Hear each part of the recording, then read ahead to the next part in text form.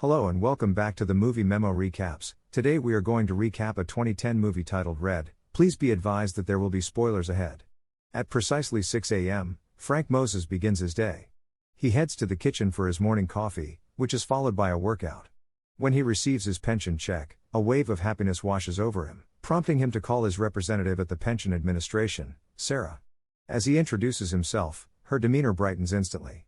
However, Frank quickly brings up an issue. He hasn't received his check again. Sarah expresses her apologies and assures him that she will send another one promptly. In a moment of camaraderie, Frank inquires about her day, to which she candidly replies that it's been rough and that she yearns for travel. Curious, he asks about the book she's currently reading, and she excitedly shares that it's a thrilling tale of a supermodel couple recruited by the CIA to thwart an assassin in Milan. Intrigued by her enthusiasm, Frank listens intently before they conclude their conversation. Later that evening, Frank immerses himself in the very book Sarah had described. However, his peaceful night takes a dark turn when he awakens early to find armed men pursuing him through his house. In a swift maneuver, he evades their attack and surprises them from behind, skillfully defending himself. After fending off the immediate threat, Frank hears more assailants outside and cleverly sets a trap in the kitchen. As he gathers money and weapons, his trap is triggered, leading to a barrage of bullets raining down into his home. Undeterred, Frank confronts the mercenaries one by one, dispatching them with precision before making his exit. Meanwhile, Sarah is seen being driven home by an awkward date. Inside her apartment, she talks to herself about not wanting to see him again when suddenly Frank appears, softly introducing himself. Startled, she tells him to leave but quickly notices he has packed her bag and cleaned her apartment, leading her to perceive him as a creep. In a panic, she begins to shout, but Frank interrupts her, insisting that someone is trying to kill him, and now her too. Confused, Sarah questions why anyone would target her, and Frank explains that their phone conversations have been overheard and that they know he has feelings for her. Attempting to lighten the tense situation, Frank expresses his wish that they could have met under better circumstances and hopes they will eventually look back on this experience as an adventure. As Sarah continues to scream in disbelief, Frank admits he is hungry and asks what they should eat. Meanwhile, a man named William Cooper is seen preparing something sinister. I'll talk to him about it when I get home.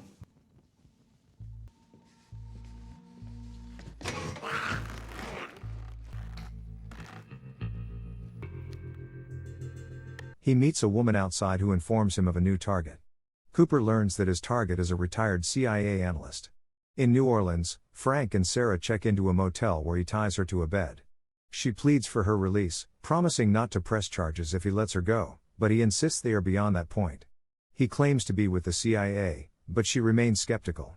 Noticing her striking eyes, he reassures her that he needs to speak with someone important.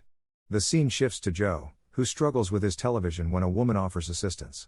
As he gazes at her, he comments that she's more captivating than the TV. Suddenly, Frank appears and chastises Joe for his behavior. He reveals that he was attacked by a wet team and shows Joe some severed fingers as proof. Joe makes a call and informs Frank that those who attacked him also murdered a New York Times reporter named Stephanie Chang. Simultaneously, Cooper sifts through Frank's documents and stumbles upon a pension check. Just then, Sarah manages to free herself from her restraints and notices her phone dialing 911, a dangerous twist that could change everything. Not long after, a police officer approaches Sarah and offers to take her home. Trusting him, she follows, but suddenly, she's seized and injected with an unknown substance. Frank appears out of nowhere to rescue her. They escape in the police car, and in her drug-induced haze, Sarah playfully comments on Frank's handsomeness. Their moment of levity is shattered when another car collides with them. Frank leaps into action, confronting the attacker, Cooper.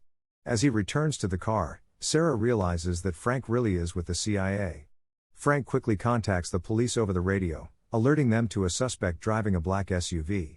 He sets a clever trap that Cooper unwittingly walks into, leading to his arrest by the arriving police. Later, Sarah wakes up disoriented, asking how they ended up in New York City. Frank expresses his hope that she would be more understanding of the chaotic situation, to which she responds with a mix of sarcasm and frustration, wishing she hadn't been kidnapped or drugged and lamenting her unfortunate date with a man lacking hair. Frank apologizes but she sincerely thanks him for saving her. As they navigate through Chinatown, Frank picks up some duct tape, prompting Sarah to exclaim that he can't just go around duct taping everyone. Minutes later, they meet with Stephanie Chang's mother, who reveals a mysterious card she received on the day Stephanie died, featuring cryptic numbers.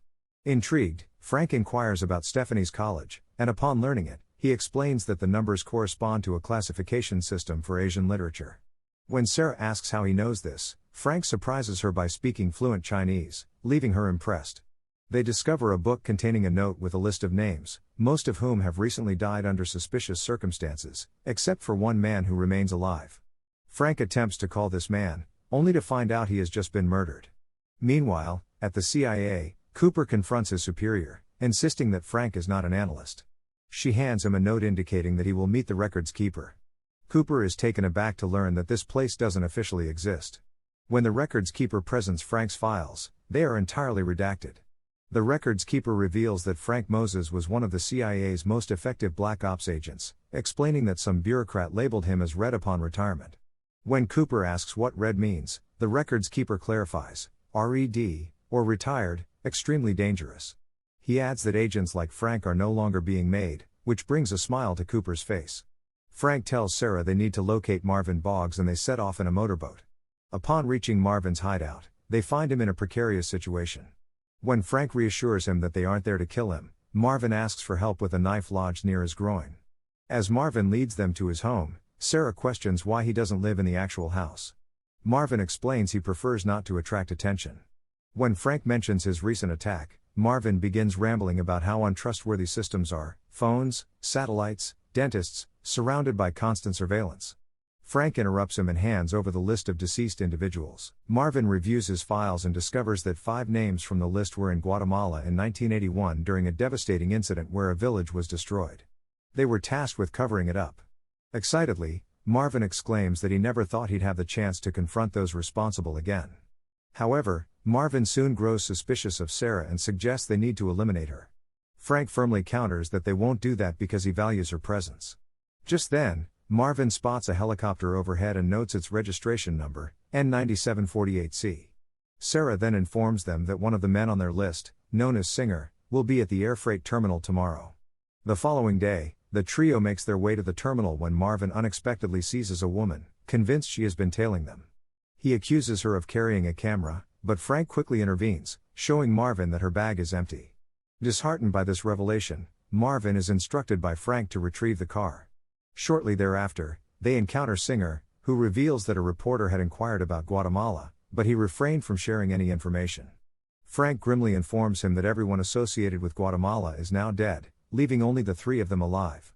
Suddenly, Marvin spots a helicopter bearing the same registration number, N9748C. As they debate whether it's the same chopper, chaos erupts when Singer is shot. It becomes clear that Cooper has ordered their elimination. The trio narrowly escapes, but the woman Marvin had previously suspected reappears, firing at them. In a moment of desperation, they open Marvin's piggy bank and return fire. The woman then emerges wielding an RPG, launching a missile at them. After the blast, Marvin confronts her in a tense standoff, ultimately managing to take her down with a well-aimed shot that inadvertently triggers the next rocket-propelled grenade. Frank commends Marvin on his impressive marksmanship. Meanwhile, Cooper seethes with frustration as the 3 fugitives make their escape. While Sarah takes a moment to rest, Marvin quips to Frank about his knack for showing a girl a good time. He then reveals there's only one place they can go to uncover why they're being targeted, a location fraught with danger that requires serious assistance to navigate. However, Marvin clarifies that this isn't the kind of help he had in mind. The last time they sought such aid, it involved some rather unpleasant electrical wires. Frank decides to go in alone to the Russian embassy. As he approaches the entrance, he finds himself confronted by armed soldiers. One of the Russian guards expresses surprise at encountering him, stating that he had long fantasized about killing Frank. Yet, unexpectedly, he shifts his demeanor and offers Frank vodka for a toast. The man, introducing himself as Ivan, admits he hasn't killed anyone in years, prompting Frank to reflect on the melancholy nature of that truth. Soon after, Frank confides in Ivan about his plan to infiltrate the CIA and requests his assistance. Ivan hesitates at first but ultimately agrees when Frank offers a favor in return. Excitedly, Sarah insists on accompanying them. They successfully gain entry into the building, but during an elevator ride, Sarah accidentally drops her contact lens while attempting to pass a security check. When alarms blare and soldiers rush in, Sarah cleverly enlists their help in locating it. Frank uses the opportunity to authenticate himself and gains their clearance. Have a good day, sir. Once inside, Frank holds down a button to access a secret floor. He informs Sarah that while the door's code is unbreakable, he knows an alternative method to unlock it. Upon entering, they are greeted by Henry, the record keeper, who is pleased to see Frank. Inquiring about the Guatemala files, Henry reveals that a new recruit named Cooper, who has notably stylish hair, had recently come looking for Frank's file. Frank warns Henry to be cautious. Moments later, Frank stumbles upon Cooper and a fierce confrontation ensues while Sarah waits anxiously in the coffee room. During their struggle, Frank questions Cooper about his training under Kordesky, which Cooper confirms. Frank then reveals that he himself trained Kordesky before dislocating Cooper's arm and making a hasty escape, only to be shot arm. In a frantic bid for survival, he triggers the fire alarm, retrieves Sarah, and rushes into a nearby room where he mixes chemicals in a bucket. They flee just as Cooper and another operative witness the explosion caused by Frank's concoction. Sarah cleverly persuades a fireman to assist Frank, who is bleeding and in disguise. With his help, Frank manages to slip past the guards searching for him, and the duo makes their way to an ambulance. They are met with a shocking scene. Marvin has a gun pressed to his head. Just then, Joe bursts through the door, lightening the mood with a joke about Marvin, and they make a swift escape. Meanwhile, Cooper is seething with frustration over his failure to eliminate Frank, questioning what Frank did to warrant such a fate. His superior responds cryptically, admitting she has no idea. As they flee, Sarah expresses concern about Frank's bleeding injury, prompting him to insist they must get to Eagle's Nest. Marvin warns that their chances of survival are slim if they go there. Despite the risks, they arrive at Eagle's Nest, where Frank scans the surroundings and encounters a woman named Victoria. She inquires if he has come to kill her, to which Frank replies no. She then asks him to tell Marvin to stand down and offers her assistance with Frank's bullet wound. Once patched up, the group convenes, and Joe mentions a name on their list, Dunning, a gangster under CIA protection who is still alive. Frank suggests they pay Dunning a visit, and Victoria decides to join them. Joe expresses his relief that the team is coming together again. Meanwhile, Cooper checks in on his family at home when his boss contacts him to inform him that Frank has a new target. The team arrives at Dunning's residence in disguise and notices CIA agents surveilling him from the woods. Dunning and Joe retreat into a soundproof room for their conversation to avoid eavesdropping. However, when someone knocks on the door, Dunning mistakenly believes it's his guards and opens it, only to be knocked unconscious by Frank. Outside, Sarah reflects on Frank's situation, leading Victoria to share a poignant story about her past love for an MI6 agent, one she was ordered to kill to prove her loyalty. She recounts how she shot him 3 times in the chest. Inside, Dunning regains consciousness and demands to know who they are. They identify themselves as those who cleaned up his mess in Guatemala. As they gather tools, they press him for information about who he helped escape from Guatemala. Terrified, Dunning reveals he flew out a young lieutenant, the son of the current vice president. When they inquire about a New York Times reporter who contacted him, Dunning admits he called him twice, prompting him to reach out to the vice president, who is now trying to cover up his past actions. Suddenly, Victoria alerts them that they've been compromised. Cooper arrives with agents surrounding the area. In the chaos, Joe knocks Dunning out and answers the ringing phone. It's Cooper demanding they surrender. Frank explains that the vice president has ordered hits on them to conceal war crimes committed in Guatemala, but Cooper dismisses this claim as unbelievable. As Frank challenges Cooper on how he knew they would be at Dunning's home, Cooper insists no one will shoot them and promises he will ensure they get to testify. Victoria warns that agents are everywhere but offers to provide cover if they can create a distraction. Joe realizes someone will have to make a difficult choice, and Frank embraces him, expressing gratitude for their time together. Just as someone approaches from outside, Cooper instructs all agents to hold their fire. However, despite his command, an agent fires at the figure emerging from the building, infuriating and perplexing Cooper when he discovers it isn't Frank.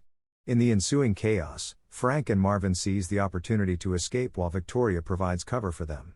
Meanwhile, Sarah and Victoria make their own escape as the tension escalates around them. Sarah unexpectedly trips and falls, leading to her capture by agents. Victoria rushes to inform the rest of the team that the CIA has taken Sarah. Just when everyone is reeling from the news, Ivan appears out of nowhere in a car, adding to the surprise. Later, the team gathers to toast Joe, and Victoria emphasizes the urgent need to expose the vice president's war crimes. Marvin interjects with a grim warning about the consequences for Sarah if they proceed, prompting Frank to leave in frustration. Victoria calls Marvin foolish for his comments, and Ivan steps in to speak with Frank. He reveals 3 bullet wounds on his chest, explaining that the love of his life once shot him and now sits outside his house drinking vodka. He reflects on how, upon waking alive, he realized her love was genuine. If it weren't, She would have aimed for his head, asserting that love drives people to do irrational things. As Sarah undergoes interrogation, Cooper receives a call from Frank. Frank warns him that what he cherishes can be taken away. Suddenly, Cooper traces the call back to his own home, filling him with dread. Frank threatens Cooper not to harm Sarah or his family will pay the price, declaring his intention to kill the vice president. Agents soon arrive at Cooper's residence, where he discovers a list of deceased individuals in the Guatemala file in his living room. Back at CIA headquarters, he questions Sarah about the file, and she reveals it was found at the secret records depository, adding that Frank is more than capable of taking him down. Later, Cooper informs his superior that he will need assistance from the Secret Service to protect the vice president. Meanwhile, Frank tells Marvin he has prepared some surprises just in case, and Marvin quips that the vice president will be pleased. At a glamorous gala, Cooper is on guard with the Secret Service while the team gears up to confront the VP. As the vice president delivers his speech, Ivan takes Victoria for a dance and compliments her beauty, which nearly leaves him speechless.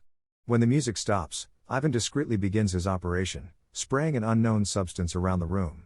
Victoria secures a door with a special necklace before heading off to meet Marvin. Suddenly, Ivan shouts that he smells gas and sets off the fire alarm. The vice president and Secret Service find themselves trapped at one exit and are forced to flee through another. As they rush to their cars, Victoria opens fire, severely damaging their vehicles.